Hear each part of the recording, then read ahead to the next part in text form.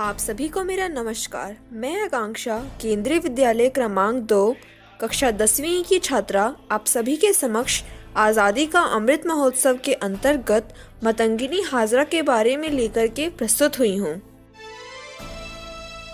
मातंगिनी हाजरा एक स्वतंत्रता सेनानी थी। भगत सिंह, महात्मा गांधी और सुभाष चंद्र बोस जितनी विख्यात नहीं हुई, परंतु उनका योगदान उनसे कम नहीं रहा। 72 साल की उम्र में भी जिस तरह से उन्होंने अंग्रेजों का मुकाबला किया और आखिरी सांस तक तिरंगे को झुकने नहीं दिया, वह उन्हें दूसरों से एकदम अलग करता है। 19 अक्टूबर 1870 को मातंगिनी हाजरा ने तमलुक शहर के कुछ दूर में स्थित होगला मिदनापुर जिले में अपनी आंखें खोली। घर की आर्थिक स्थिति ज्यादा अच्छी नहीं थी। पिता ठाकुरदास मेहती जैसे तैसे घर चलाया करते थे। इसका हाजरा के जीवन पर बहुत असर पड़ा। ना ही वह उचित शिक्षा हासिल कर पाई और ना ही वह अपना बचपन अच्छे से गुजार पाई। छोटी उम्र में ही उनके पिता ने उनकी शादी अलीनन गांव के त्रिलोचन के साथ कर दी। हाजरा के पति उनसे उम्र में काफी बड़े थे, लिहाजा वह भी ज्यादा वक्त तक उनके साथ नहीं रह पाए। हाजरा महज 18 साल की थी जब उनके पति चल बसे। पति के जाने के बाद हाजरा ने खुद को पूरी तरह सामाजिक कार्यों में लगा दिया। गांधी जी से वे खासी प्रभावित रहीं।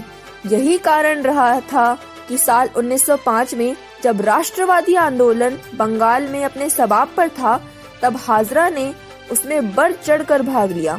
1932 में गांधी जी के असहयोग आंदोलन में भी वह सक्रिय रहीं। इस दौरान वे कई बार जेल भी गईं।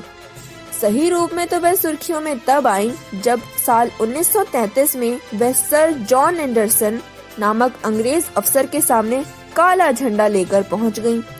इसी तरह उन्होंने 29 सितंबर 1942 को अंग्रेजों के खिलाफ एक जुलूस की अगुवाई की और तमलुक थाने पर धावा बोल दिया। अंग्रेजों ने उन्हें रुकने के लिए कहा, मगर वे नहीं मानी। अंत में अंग्रेजों ने गुस्से में आकर उनके ऊपर गोलियां चला दी।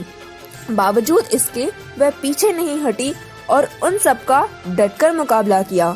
जवाब में अंग्रेजों ने उन पर 3 बार लगातार गोलियां बरसाईं और इस तरह वह वतन पर न्यौछावर हो गई। गौर करने वाली बात तो यह थी कि जिस तिरंगे को वह तमलुक थाने पर फहराना चाहती थी, मरते दम तक उन्होंने उसे ना तो गिरने दिया और ना ही झुकने दिया। अंतिम सांस तक वह वंदे मातरम के नारे लगाती रहीं। साल 1947 में भारत को मिली आजादी में इस वीरांगना का महत्वपूर्ण योगदान रहा। उन्होंने एक बार बताया था कि महिलाएं सिर्फ घर में कैद होने के लिए नहीं होती, जरूरत पड़ने पर वह भी हथियार उठा सकती हैं और दुश्मन का मुकाबला कर सकती हैं। कलकत्ता में आज भी आप उनके नाम पर कई स्कूल, कॉलोनियां और मार्ग मिलेंगे। मातंगिनी हाजरा के जज्बे को मेरा सलाम। जय हिंद, जय भारत।